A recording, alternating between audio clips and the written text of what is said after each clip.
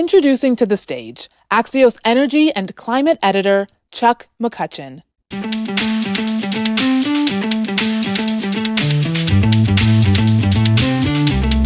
Morning.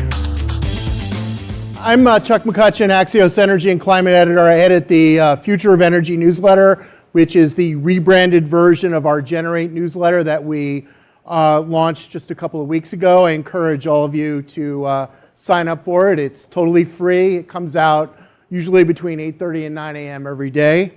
I'm very excited to be here with you this morning to welcome a really great slate of guests to discuss our energy future and the economy. If you're following along on live stream, please be sure to use the hashtag Axios Live. So without further ado, please welcome our first guest, ClearPath CEO Jeremy Harrell.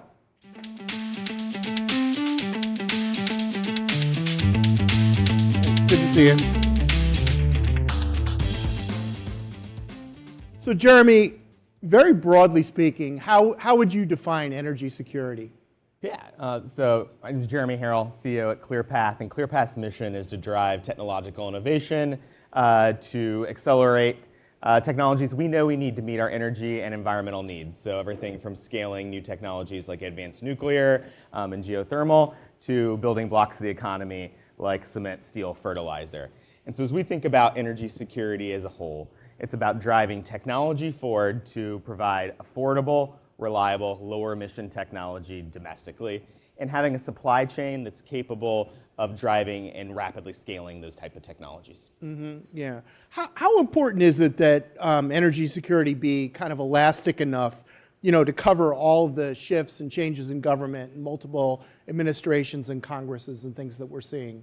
Yeah, as we look at trying to invest billions of dollars into new technologies like advanced nuclear, like enhanced geothermal, like the natural gas supply chain, you need predictability in the system. And so significant ebbs and flows and regulatory policy and investment policy kind of spook investors in this space. And so I think one of the U.S.'s strategic advantages is the reliable investment environment it presents.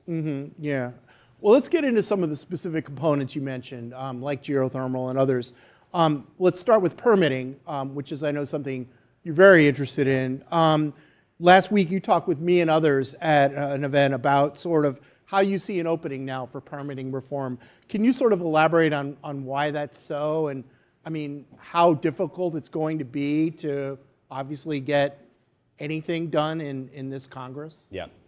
Permitting, the single largest barrier to meeting our long-term energy and environmental needs in this country, to winning the AI race, to rapidly accelerating American manufacturing.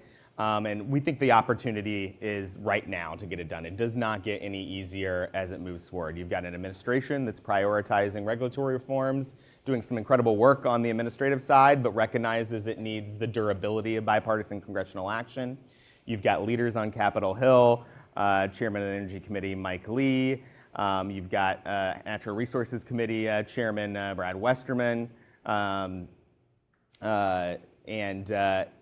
significant and more bipartisan Democratic support across the spectrum, recognizing that our existing regulatory system doesn't meet our needs. And so we're in the strong belief that now is the time to do it. The bipartisan, durable policy reform is essential to giving us the permitting system that we need, not just this year, but for the next 20 years. And you were saying that you thought that despite all the acrimony over the shutdown, you really didn't think that it was going to poison the well for addressing permitting. No, I mean, in the end, Congress has to drive forward and meet the needs of our country, which is building out new infrastructure, growing American generation, and winning the AI race. And so as we go into the end of this calendar year, move into next year, where Congress has to take up highway surface reauthorization, for example, I think policymakers are coming together and ready to drive forward regulatory reform. Yeah. We talked, and you mentioned nuclear backstage. Can you sort of talk about sort of how that fits in energy security and what you're seeing?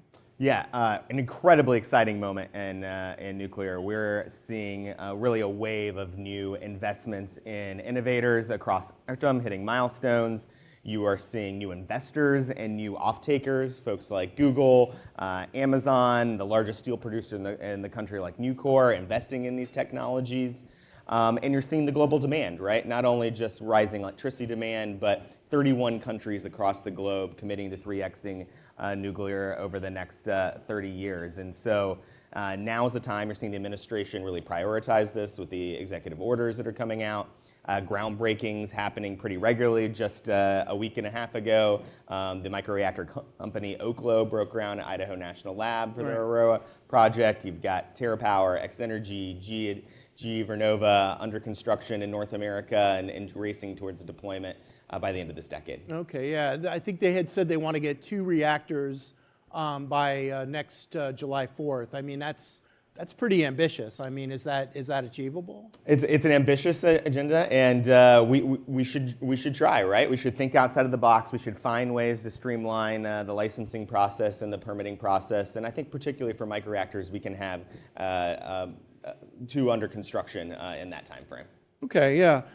You mentioned geothermal earlier. Excuse me, not enough caffeine yet. Can you sort of talk about its importance and how it's kind of emerged?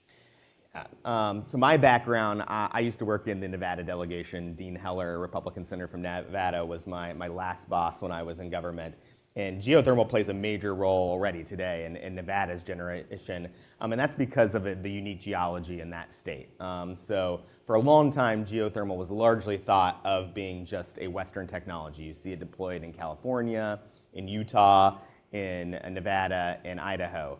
This next generation of technology, innovators like Fervo, for example, are really changing that paradigm. They're willing to be able to drill deeper and find and really ensure that there's a broader aperture across the country to deploy these technologies.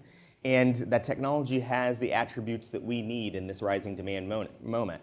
It's 24/7 power, it's zero emission, it's reliable, and it can be sited in pretty much any place that you can do that deep drilling. And so we're really optimistic about the role that geothermal is going to play in meeting our rising electricity needs. Okay, yeah. Well, speaking of electricity, you've also talked about transmission as being an important component of energy security. And now, just the other day, FERC now appears to have a Republican majority. Can you sort of talk about transmission and what you expect to see now? Yeah, we need to see immense investments across the grid as a whole. That's new transmission. It's more investments in pipeline infrastructure for our energy side. It's grid enabling technologies. It's upgrading existing transmission and high conductoring. That is all going to be essential to building more energy across this country, to scaling up new generation to the scale needed to win the AI race and to grow American manufacturing. And so we need to use all the tools in the tool belt and really drive that forward and find a way to have a more secure, reliable, and affordable grid. Okay, yeah, and you've also mentioned, you work for Dean Heller, so obviously critical minerals, domestic critical minerals is another component. Can you sort of talk about what you're seeing there? An immense amount of momentum. I remember, for example, the Lithium Americas project was something I heard over a decade ago, right. And we were trying to deal with a critter called sage grouse to get that project permitted. So really excited to see that moving forward. That critical mineral supply chain is really essential to meeting our energy and natural resources needs here. So we need to invest in producing more here in this country. We need to invest in the processing of these minerals so that we're not necessarily reliant on folks like China to do that type of work. And we need to be investing in the technologies that maybe don't have as much earth-abundant resources, right? And so that we can use the limited resources we have that we absolutely need to maximize for their highest, best use. Okay, great. I wanted to talk about something sort of ripped from the headlines. Big story right now everybody's following is the DOE cuts to billions of dollars of projects that were funded through the IRA and the infrastructure law. How do those cuts fit into this discussion of energy security? Yeah, the DOE can play an essential role in driving new technology forward here, cost shares, partnerships, and so we've seen things like the Advanced Reactor Demonstration Project lead to that first build of X-Energy's high-temperature gas reactor in Texas, Bill Gates and TerraPower's first reactor in Kemmer, Wyoming, and so we do think that model is important. And naturally, the department is trying to evaluate and see projects that the previous administration had made awards on. They're leaning into using the loan program office to try to invest. Seen some deals already start to be amended and drive forward. And so I think the key is to see what do they do with these resources after they've kind of finished this review at the Department of Energy. Because they have billions of dollars of resources at their disposal. They've already started to reissue FOAs in some camps. So the small modular reactor program, for example, they're soliciting ideas on grid infrastructure. And so I think this next 18 months is going to be really critical, and we'll get the answer to that question of how they leverage those resources that Congress, bipartisan in a pretty overwhelming way, provided them to try to drive energy security. Okay. I wanted to bring up something you said when you testified before Congress in 2022. You said, quote, energy security and climate action do not have to be mutually exclusive. Do you still feel that way?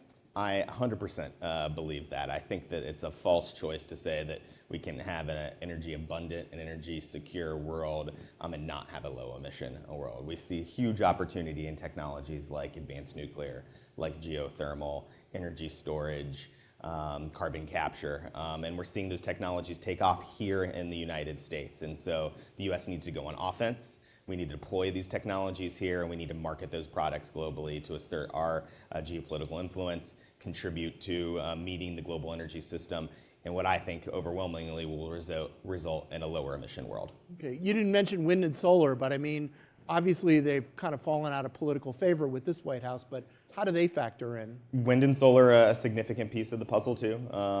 We need to build all of new energy resources, and so I think we're going to still see investments in that space, growth. And we really need an influx of this new kind of what people call clean firm or baseload technologies like nuclear, geothermal, hydropower. And so that's where ClearPath focuses its energy, because we see the massive need for investment, and it's an opportunity for the US to lead globally. Okay, great. Well, we're almost out of time, but I wanted to resurrect what has become sort of an informal Axios tradition. When we have a new employee, we always ask them when they get up and are introduced to everyone on the staff to tell us one fun fact about themselves. So why don't you tell us one fun fact about yourself? Yeah, so this is a kind of nerd joke here. So when I was a kid, I played this game called Magic the Gathering. It's kind of a card game, sort of Dungeons and Dragons-esque. And I used to travel around the Midwest with my dad. It was kind of instrumental in my building my relationship with my dad over my life. And I actually competed at both the US Championship and the World Championship for juniors in that card game. And so chief nerd, age 10 to 14. I'm sure it gave you valuable preparation for dealing with the world of politics. Absolutely, absolutely. All right, well, Jeremy, we're out of time, but we'll have to leave it there. But thanks again for joining us to talk about these very important issues. Thanks again. Thank you. All right.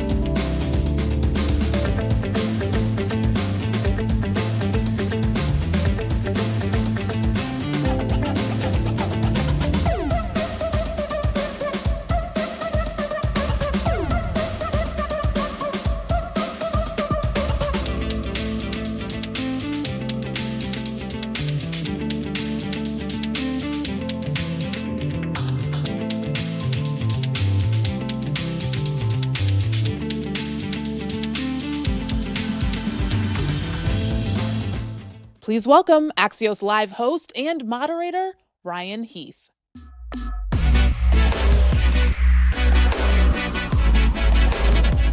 Good morning, everyone. As you just heard, I'm Ryan Heath, your host for this next segment. But before we get started there, I want to give a big thanks to Shell that have made this event and these conversations possible. And without further ado, it is now time for a View from the Top segment. So I'd like to welcome to the stage Colette Hurstus, who is the president of Shell USA and executive vice president for the Gulf of America. Welcome, Colette. And also Rick Talent, who is Executive Vice President of Supply Chain, Contracting, and Procurement. Come on up, folks.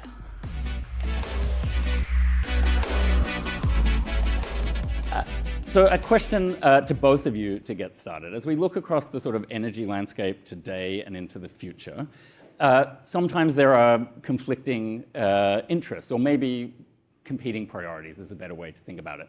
So how do you balance and prioritize something like energy security versus Shell's economic strength and the societal benefits and impacts that you deal with every day? Yeah, good question, and thanks for the opportunity to be here today. When I think about energy security, really what we need to have in place is reliable, affordable, economically viable energy for our customers, and for the growing demand base that we see. In Shell, we're working to be the world's leading integrated energy company, and that really translates to a few things that we need to do exceptionally well and to meet those challenges. What that is to continue to grow our integrated gas and LNG business. Make your microphones over. Yep.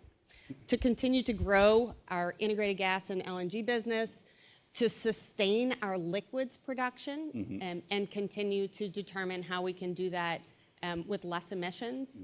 And then the third is to really transform the downstream part of our business, and that includes renewables and the customer-facing side. And all of those things we need to do with more value, delivering more value with less emissions overall. So that's how we think about the dilemma, and how we really look at the balance that we need between those different elements. Yeah. And then, Rick, is it fair to say it's that integration point, that's key to the security? No, it is. It's great because in my role, I have the unique opportunity to see across the supply chains and across the businesses of Shell itself. And it's not a dilemma. Actually, I think it's an opportunity when you think about energy security, but also environmental or less emissions. I'll give you an example. We're building Holland Hydrogen 1 right now in Rotterdam next to our Pernis refinery. That's actually an electrolyzer that creates green hydrogen that's powered by offshore wind. And of course, then that hydrogen goes into our Pernis refinery to decarbonize the products that we have in Pernis and provides energy for Europe. And so I think the opportunity is there. So when we talk about the dilemma or the trilemma, I think could be some win-wins. The biggest challenge you have then is, again, the affordability. And that's where public policy comes in together. That's where supply chains and scale come in, the technology, and of course, the international collaboration that goes with that. Now, Colette, you've been focused on one of the hardest parts of the business, building the deep water business, but you're now a leader down there in the Gulf. What was the most impactful part of your strategy that's gotten you to this point?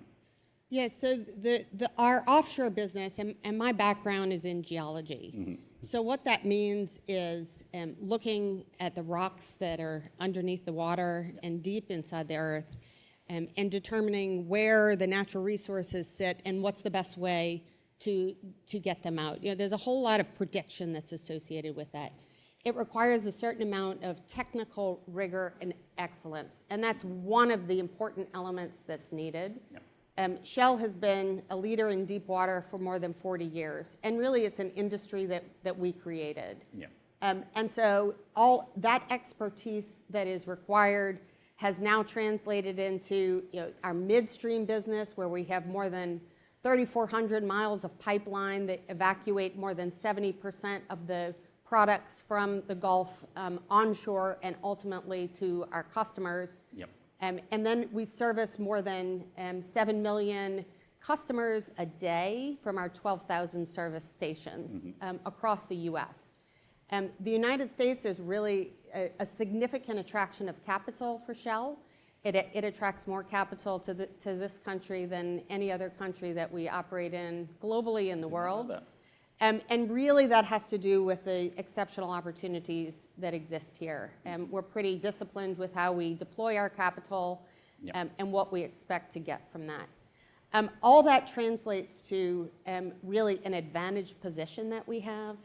And as a whole, what we're looking to do is continue to deliver value to our shareholders and products to our customers that are the products that they want and need to continue living their everyday lives. And do you see changes in those products? Like when I think of what consumers want from energy, they want one, they want it to be there. Two, they want choice in how they get it. Is that how you view it as well? Yeah, and I think that customer choice is an important aspect of it. And we know that what that looks like if you're sitting in Oklahoma may look slightly different than what it looks like if you're sitting in New York City or here in Washington, D.C. And so making sure that customers have access to the form of energy that they choose is key. Yep. Now, we just heard Jeremy from ClearPath talk about permitting as a big problem, or one of his big bugbears at the moment. From Shell's perspective, what is needed to unlock more investment in the energy sector? Yeah, and very similar thought process overall. So one of the key things that we need is reliable permitting. And there's an opportunity to have bipartisan permitting reform that can create much more of an attractive environment here in the US, much more of a competitive environment for different companies like Shell to invest in. And the lead times for many of our projects can be decades long. So having an environment that has predictable regulatory... That's the key word, isn't it? Predictable. Not just speed, but also predictable. Predictable, competitive, and also, because that's how we'll get the capital and attract it, and responsible. I mean, that's the type of place where companies like Shell want to invest. And right now, there's a great opportunity. Permitting reform will unlock all forms of energy across our country. Then beyond permitting, is there anything else that you're doing or you want government support on to accelerate energy development? Or would you rather be left alone once the permitting is sorted? I mean, there's always there's always another ask. Don't be shy. This is the audience to ask. There's always another ask. I think that access is a really important aspect to what we're looking for. If you think about how we produce in the Gulf of Mexico, the way that I describe it is a conveyor belt. And we need to continue to feed the front end of the conveyor belt in order to have the products that drive the growth of our country every day. Rick, can I bring you in? I'm a bit of a supply chain nerd, so I'm very happy to have you up here on stage. I think we all generically know about the importance of robust supply chains now. We've had that experience through COVID and whatnot. But can you tell us, what role specifically does the robustness of the supply chain play for a company like Shell? And then what do all the players in the supply chain need to do to make sure we really have a robust supply chain? I think it's $1 million question there. Huh? So a couple of things. Energy security and energy supply chains go hand in hand. And so if I step back and look at Shell's supply chain, there's many supply chains in that. Of course, we have to get molecules from point A to point B. We have to work with our suppliers to build big LNG plants or platforms offshore in Colette's business. But we also have a supply chain that does things like mobility stations or fuel stations. We sell 500 million cups of coffee every year. I didn't know that till I got into this job. And so there's a whole supply chain around coffee in Shell, which is quite incredible. But all of that has to come together. Supply chain is a kind of a fickle thing. It needs to be predictable and it needs to be stable. If you think about the supply chains that we built in the US, they've been built up over generations. It's not something that just happens overnight. And so lots of hard work has gone into it. And Shell's been at the forefront of that complexity working through that. And as you said, there have been disruptions. I think supply chain now is in vogue when it comes to a terminology in our industry. Of course, we had COVID, which there was no playbook to figure out how to manage COVID. But then you've had tariffs, you've had inflation, you've had geopolitical tension, you've had Russia, Ukraine. We've had boats go sideways in the middle of the Suez Canal. Who could have imagined that a couple of years ago? And so you have to be much more resilient as well in terms of what your supply chain looks like. What I would say to make supply chain work, it's a team sport, right? And so it's not just Shell making sure our supply chain works. It's the public policy, it's the predictability that comes with that. But it's also building the scale that we need so our suppliers can put their investment to make it work. And so when Colette talks about a conveyor belt of opportunities in the Gulf of America, we need a scale as a business to be able to create the suppliers so they have enough to be able to invest in the supply chain. So what I would say, supply chain, what is needed, it's public policy support to create predictability and the scale to be able to optimize and control cost. Yep. Now, follow-up question there. Supply chains often are global in nature. So you're a global company. Yep. Energy is a set of global markets. It's not just the US. So what needs to happen to ensure US competitiveness in those global markets and that you've got the best shot possible to take a slice of the action? Yeah, I mean, so I always say that the US ecosystem is incredible. I mean, when it comes to financial capital, when it comes to ingenuity, capability, but also the framework that we have around our policies. In general, the US can actually excel when it comes to any energy policy. We also have the resources and the brainpower. Again, it comes back to that predictability. If you create a predictable environment where we know the rules of the game, then the investment comes, and that's what we need in the US. We're getting down to our final minute. I think it might be time for one fun thing. Okay.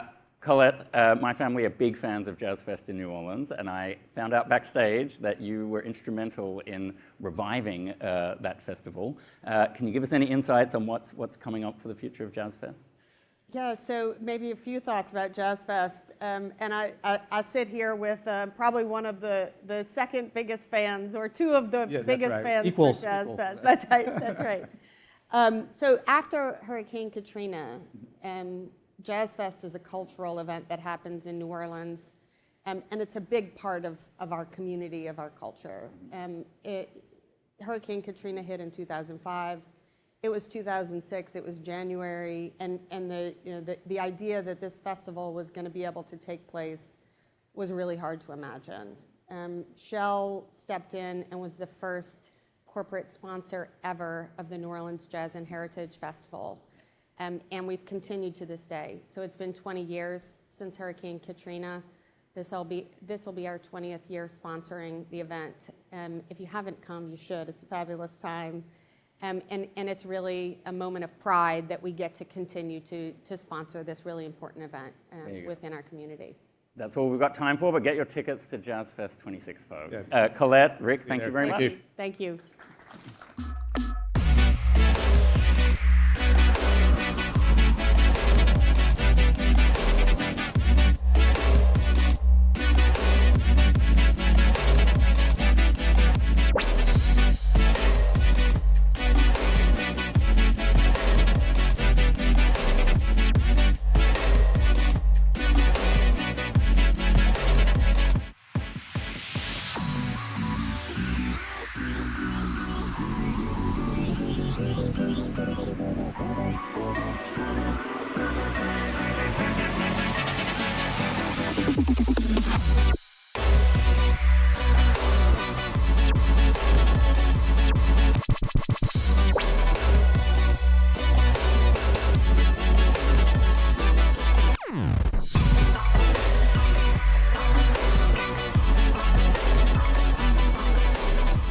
Please welcome to the stage Axios energy reporter Ben Gieman.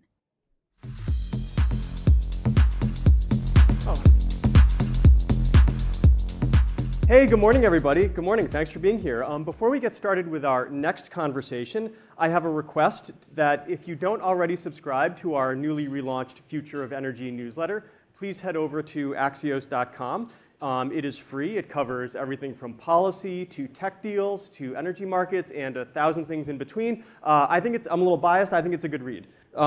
So with that, I am excited to welcome our next guest, someone who has a great understanding of the topics before us this morning, Illinois Congressman Sean Casten.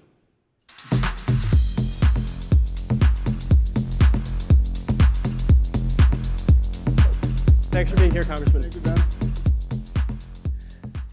So yeah, let's jump right in with something that's kind of ripped from the headlines this week. The Senate has newly confirmed two more FERC commissioners, David Lacerte and Laura Sweat.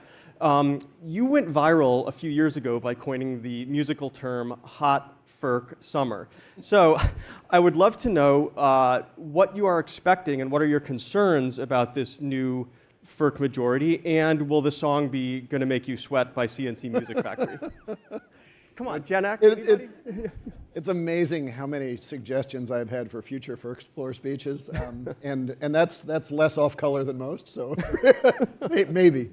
So I don't, I have no knowledge of the particular individuals. I think the challenge for FERC and what I hope the Senate will, and I hope the White House will do, frankly, is that FERC needs to be an independent agency. FERC at its best has been the only part of our energy regulatory apparatus that has found ways to put consumers first in our energy policy. Because putting consumers first means rewarding markets means encouraging competition means scaring the dickens out of politically powerful incumbents. And I will maintain to my dying day, and I hope maybe I do something in my legislative career that changes this, but so far the single most impactful climate policy that has ever passed Washington was FERC Order 888. Because that was the order that said if you generate cheaper power, you can make money by selling cheaper power. And all of a sudden, the gas industry went from simple cycle to combined cycle. The nuclear fleet went from 60% to 90%. CO2 emissions in the US went from 1,300 pounds a megawatt hour to 900 within the span of about 10 years. And a lot of incumbents got really scared because all of a sudden their not fully amortized assets were going away. And I think I'm going to name some names here. Joe Manchin's legacy will be breaking that independence at FERC because he hung the sword of Damocles over Rich Glick. He hung the sword of Damocles over the open spots for a long time. And so you've had FERC that has been afraid to do the things it needs to do to put policy first rather than think about, will this market reform differentially affect this senator or that senator? And FERC can't function that way. So I just hope we get back to an independent FERC that's putting consumers first because they're an amazingly powerful agency if they are doing what they are authorized to do. And I'm scared a bit because this White House and potentially the Supreme Court seem to be hostile to the idea of independent agencies at all. Yeah, it's a very live question. If you really want to screw the American people, politicize FERC. And market policy, as you pointed out, effectively being climate policy. A discussion about energy security can go in a lot of different directions, but you recently introduced something called the Cheap Energy Act. What would that legislation do? So it goes back to what we were saying about let's put consumers first. Why don't we put consumers first? And with respect to all the conversations about permitting, has anybody ever heard of a regulated utility that struggled to build a generator in their service territory because they couldn't get the permits on it when they were going to rate base that asset? Has anybody ever heard of a utility that struggled to connect a wire between two nodes it controlled? Has anybody ever sat there and said, boy, this huge ramp up of LNG exports suggests that we have a permitting problem? In all those cases, it's the same permitting rules, right? The difference is that there's no economic conflict between two ends of the wire, two ends of the generator. And what Mike Levin and I have tried to do in our CHEAP Act is say, let's change the rules so that if you as a player in the energy industry can lower the cost of energy for consumers, let's give you a way to make money at that. So, let's use tools that have been sitting there but have been underexploited. FERC has been directed to create performance-based rate making. They haven't done it. Let's use those tools to say if a utility can help decongest a node, how about if that's a way to make them money instead of a way they have to go to their shareholders and say, bummer, we used to sell power at $90, now we can only sell it for $30 because there's a bunch of cheap wind that came in. Consumers love it, but it's bad for the utility. Why have utilities so massively under-deployed smarter transmission technology, smarter transmission policies, gets in the arc, because if they lower the line losses, they have to pass that cost on to their customers and they don't make money at it. Well, let's give them a way to be incentivized to do that. Let's get rid of this conflict of when the 1935 Natural Gas Act says you can't approve an LNG export facility unless it's in the national interest and doesn't define national interest. Let's explicitly say part of the national interest is lowering costs for US energy consumers. These shouldn't be controversial, and yet through our entire history, we have tended to favor producers over consumers every time we've hit that barrier. And so that's, we have a lot of permitting reform pieces in there as well, but our basic theory is if you get the profit incentives right, permitting is easy. If the profit incentives are wrong, permitting is always a fight. I'm glad you mentioned consumer costs. That's politically very front and center right now. The title of your bill, the Cheap Energy Act, is not subtle. What is going on politically around energy prices, and how do you see that factoring into the midterm elections? I mean, electricity prices are on their way up, gasoline prices pretty modest on their way down. How does that shake out? I mean, the hell of it is energy prices have to rise a lot before they become politically salient. I think that's sort of always been the reality in the US. And so as an energy nerd, I would like nothing better than to campaign on energy. As someone who cares about the constituents I represent, I would like energy prices not to go up so much that that's a salient point. I think it's worth stepping a little bit outside of the United States because we get caught up in our own noise sometimes. There was a report last week that for the first time in history, we added more solar and wind generation in 2024 than we added load worldwide. Total fossil use fell worldwide, total solar and wind rose by more than load. The overwhelming majority of that was in China and India, and the US is going backwards. If anybody is out there saying China and India are just way too woke, you're a dumb, you know what? Right? Yeah. In the United States, in the last 15 years, we've seen no increase in demand for oil. We've seen a collapse in demand for coal and a surge in solar, wind, and EVs because they're all cheaper. So markets are winning across the board because given the choice, consumers want cheap. Markets are winning to a much greater degree in parts of the world that don't feel conflicted about whether they should put energy consumers first or energy producers first. And I'm a Democrat, but let me be bipartisan about this in my criticism. 2020, the price of oil collapses, and Donald Trump calls the Saudis and says the price of oil is way too low. We're going to withhold military aid from Saudi Arabia unless you raise the price of oil. The Saudis flinch, the price of oil goes up. There was no American who said, thank goodness, that gasoline was way too cheap when COVID hit, and I feel so sad about our nation's oil refiners. 2022, price of oil is through the roof. A number of us were pushing the Biden administration to say, you know this tool can be used the other direction, and we couldn't get any traction. Because in both cases, Couldn't get any traction on what's out of the Biden administration to say use this tool against the Saudis to pressure them to now open the taps and lower, because it worked for when Trump did it, why don't you do it? And we couldn't get traction because there's always been this tension that says if in a fight between consumers or producers, we're going to push the other way.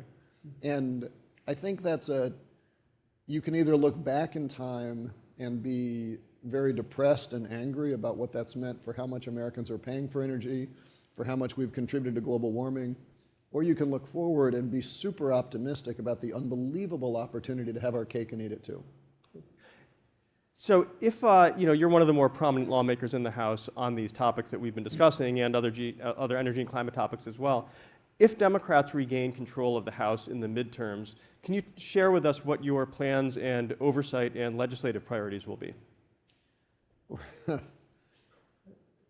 I mean, it's hard to know where to start on that. Donald Trump commits an impeachable act every day, right? And I'm not saying that to be newsworthy. I'm sitting here in Chicago where we're sending federal troops in violation of about 15 different laws and stepping on civilians' rights. We're turning states against each other. There seems to be a deep hostility to, as I said at a hearing yesterday, the party of Lincoln seems to have decided that they hate everything Abraham Lincoln fought for. We got to fix that. On the energy side, what Mike and I are hopeful on is that the earlier version of this bill I think we got to about 80 Democratic sponsors, and let's get that to a point where we can expand it out and we're having some good success on that, and really get to a point where we can anchor on it, because I know that Hakeem really wants to have an anchor energy and climate policy to come in that takes this seriously. This can't just be let's rejoin Paris again. The world doesn't take us seriously in Paris. Yeah. But we've got a huge opportunity, and the opportunity, I hope, these numbers are so crazy that they seem like they're not true, but trust me, they are. If you look at every country in the OECD and divide their GDP by their primary energy use, that's your energy productivity, right?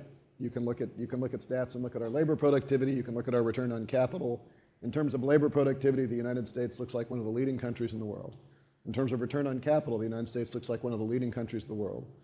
On energy productivity, the United States produces a little over $200 of GDP per million BTU of primary energy. 200. The United Kingdom generates 360. The Danes generate over 500. The Swiss generate over 600. we do an unbelievably good job at wasting energy in the United States. I mean, can you imagine what we would be talking about if our labor productivity was half of our competitors or a third of our competitors? So let's unlock that, right? Let's use that to say we could massively grow the U.S. economy with technologies and approaches and regulatory things that our competitors are using. And by the way, if we don't, where are you going to locate your aluminum plant? In the country with cheap energy or the country with expensive energy? Where do you want to build your AI data centers? I mean, Germany's going through this right now. Yeah. Or expensive energy. Yeah, exactly. Like, Germany's like, they're making all those, and for some of the same like weird states' rights issues, in the way that they work. So, do we do this because it's urgent and we're going to be screwed if we don't? Or do we do it because we're extremely hopeful and optimistic and are the country that commits to capitalism and markets? I'll take either door, right? But I think what we hope in the next term is let's really make that a priority and push in that direction, and and put consumers and markets first. And you said that some news there. You said that Leader Jeffries has specifically said that he wants to sort of come out of the gate with a core democratic energy and climate policy, and has he tasked you with helping to be the one that? Well, I wouldn't say it's anything quite that specific. I can tell you that there is always an agenda when you have a new administration coming in. What are the priorities going to be? Mm-hmm. I think there's a recognition across the caucus that I know he's speaking out of term. Sure. That there needs to be something in there in the energy space, mm-hmm. and I would submit that what Mike and I are doing in this holistic look at our energy system that really centers consumers, mm-hmm. is the place where that has to land. As our time starts to wind down, I wanted to ask, what is a sleeper topic in the energy and climate space that you feel is not yet getting enough attention and should be? What are we all going to be talking about at this time next year? Oh, see, now those are two different topics. A sleeper topic that isn't getting attention and something we'll be talking Fair about enough. next year. Well, here's maybe just something that I would love to see, and maybe there's some smart people in the audience that can do this. I've never seen a very good answer for what the heck happened to the U.S. energy system between 2008 and 2020.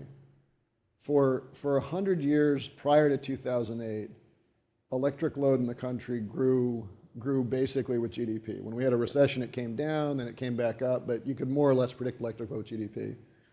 2008 recession hits, electric consumption flatlines and doesn't grow for 15 years, basically. 2022, we come out of COVID, and all of a sudden it starts surging again. And we're telling a story now without, with a very short, backwards-looking view that says, well, this is about AI. Yeah. Or a couple of years ago, this is about electrification of vehicles, or it's about re-onshoring of manufacturing. Maybe those things are true, but I'd love to see a good answer of why did it flatline mm-hmm. for 10 years? Because so much of the pressure in the utility space is by contrast to the fact that they didn't really have to build a lot of capital for 10 years. Yeah. And in the way our utility model works, if you're not building capital, you're not getting new rate cases filed, and so you don't have upward pressure on rates. And so we have this huge upward pressure on rates now relative to where it was for the last decade. But I don't really have a good answer for what happened. And when I talk to my fellow energy nerds, everybody says, well, we think it's energy efficiency. I'd love to believe that. Except that for that to be true, we fell in love with energy efficiency investments in the depths of the COVID recession. Really? I'm not saying that's not true. I would love to see an analysis of that. And if we do get here next year, and somebody said, well, now I know what caused that, then I think we have a better way to say, okay, is this sudden growth a reversion to a 100-year trend that's just some inexorable force of nature? Or is this just noise that there's actually a new normal that's more flatlined? I think both of those things are wrong, but I don't know what the right answer is. No, it's a great question, and I think certainly the it's all AI narrative is way too simplistic. Yeah, so, yeah. Congressman, I think we are out of time, so we'll have to leave it there. Thank you again for being here. Thank you. Thanks for having me. All right. Thank you so much. All right.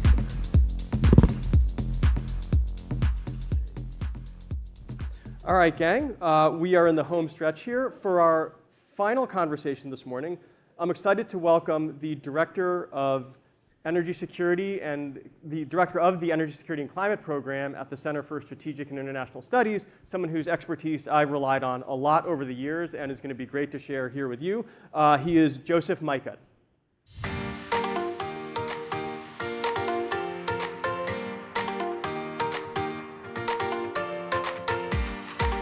Thanks for being here.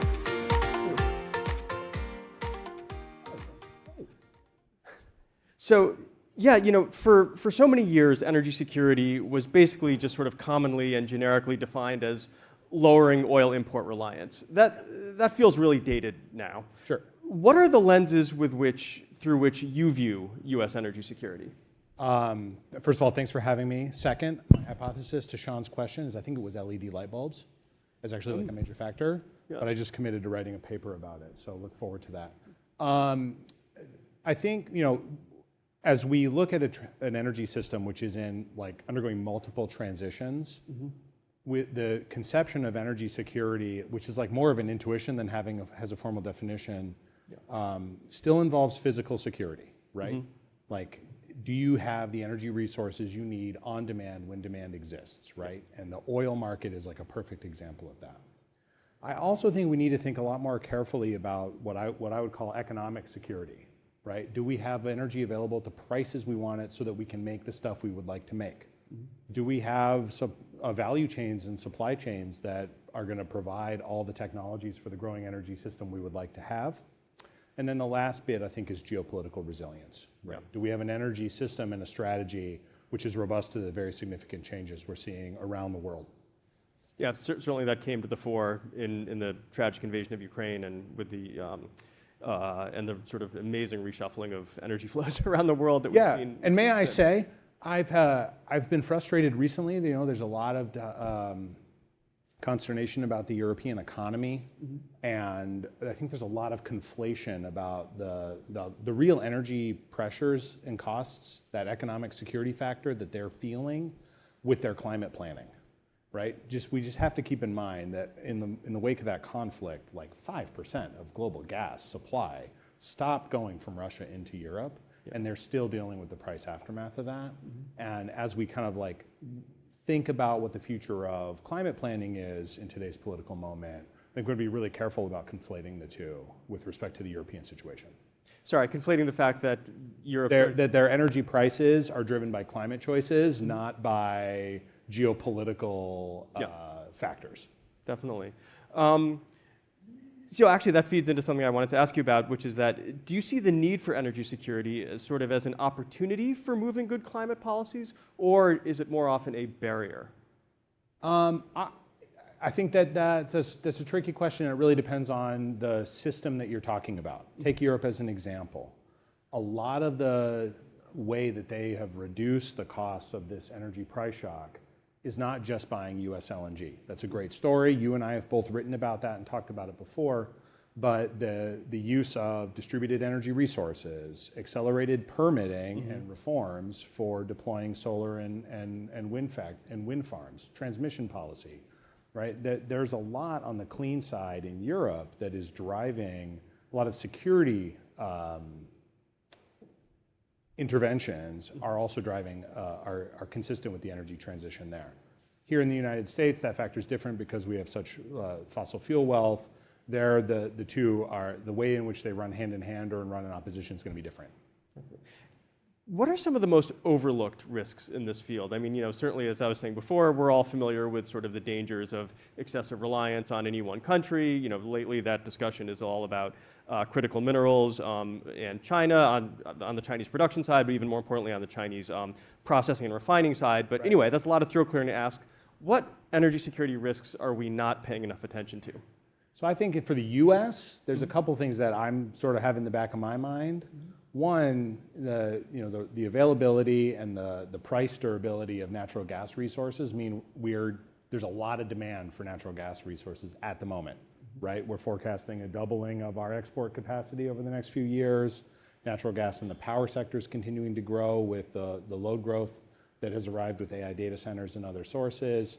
And I think that is, if without sufficient infrastructure and a real change to the way we store and market natural gas, we could see some significant price volatility in the future in a way that might surprise us. I think we've gotten in the same way that the power sector maybe lost the muscle for growth, I think we've lost the muscle for thinking about energy security in the gas system because the shale revolution has just made it so cheap and so available. Yeah.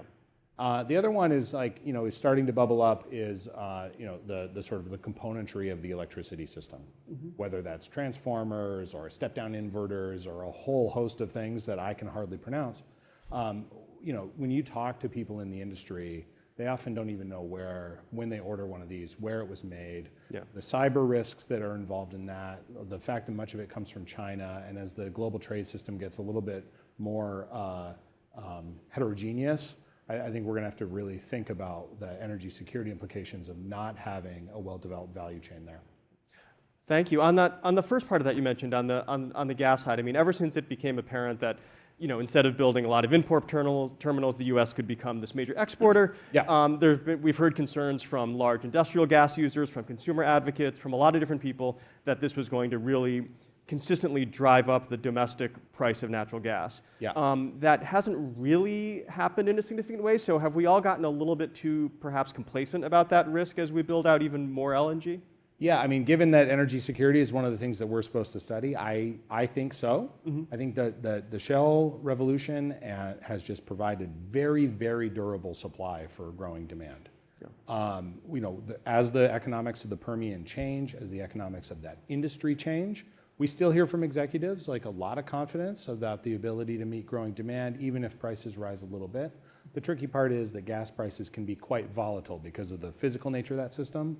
And so the challenge that we may face won't necessarily be secular price increases, but will be regional and spotty volatility that will continue to cause political challenges and economic ones as well. Speaking of political challenges, another big story this week, in addition to the new FERC commissioners, is that the Energy Department is cutting billions of dollars or terminating billions of dollars in sort of Biden-era funding for sort of a range of kind of clean tech projects in the bipartisan infrastructure law, not just the not just the climate law. Anyway, how does this fit into the energy security discussion? I mean, it's often framed as part of a climate discussion, but do you see any energy security implications of these grant terminations? Yeah, I mean, these are not the choices I would make necessarily. I think that energy security is defined by the market that as it evolves, right?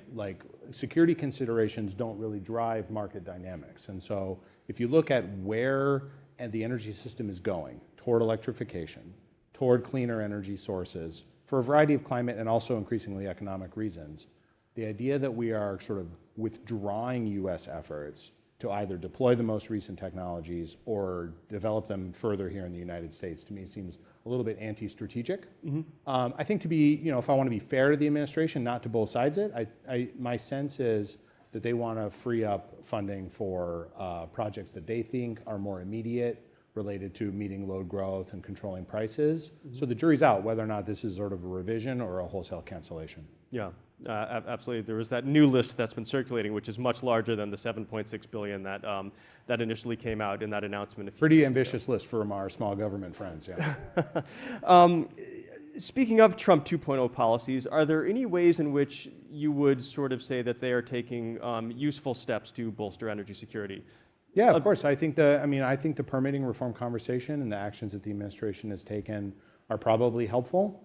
A lot of the releasing of oil leases in the Gulf, as an example, is a long-term play that I think would be good for us, depending on, sort of hedges against the Permian in the future having challenges. I think whether or not we can really see projects get across the finish line is going to be the most important question, right? We've got right now an instinct toward permitting reform and permissiveness, but I think we're yet to see kind of so-called steel in the ground. Yeah. Do you think this whole sort of abundance narrative on the kind of left and center left is going to help get permitting across the finish line? Because on the one hand, I tend to sort of bet the under on any effort to sort of enact a big bipartisan piece of permitting legislation. On the other hand, you do have this kind of sort of more chic or in vogue idea that make it easier to build everything and clean tech will win if you do that. Do you sense that narrative sort of taking hold a little bit? Yeah, well, I think that one is probably objectively correct, that if you make it easier to build everything, including fossil fuel infrastructure, you're going to continue to get a lower and lower emissions energy system. and a higher energy productivity economy, similar to what Congressman was saying. Whether or not that, like this particular narrative is going to upset what I think is going to be very difficult political balances in achieving sort of like any big bipartisan package, that I'm not totally sure.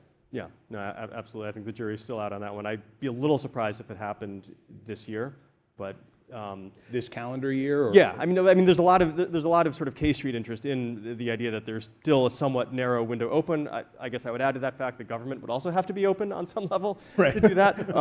But I do think there could be a bit of a push. Well, I think the important thing is, right, like, political science tells us that big political change comes when there is sort of enough consensus on the problem that we can work through the details of political negotiation. And if you are in Washington frequently, if you're talking to business leaders, if you're talking to people who are influential in the environmental movement, I think there is a generally accepted consensus that something has to be done, right? Like, how often are Bill McKibben and oil company CEOs saying the same things? But the details do matter, and Washington is just so constipated right now by politicization. It's hard to be highly optimistic. Absolutely. As our time starts to wind down, how do you see the AI boom affecting the energy security conversation? It's a topic on a lot of people's minds. That's a great question. I think it is going to cause near-term challenges. No joke. I mean, this is an incredibly fast-arriving demand signal. These large data centers that are being proposed are like amongst the largest electricity loads in the world, right? And figuring out how to build them is going to take some work. I don't think it's going to be a catastrophe. I think we will largely figure it out. And the solutions that we will arrive at, which will make it easier to build generation, hopefully make it easier to build and finance transmission, hopefully make it easier to have a digitally led, adaptive grid with all sorts of cool demand flexibility options. Those are the same things we need to long-term have a more electrified and cleaner economy.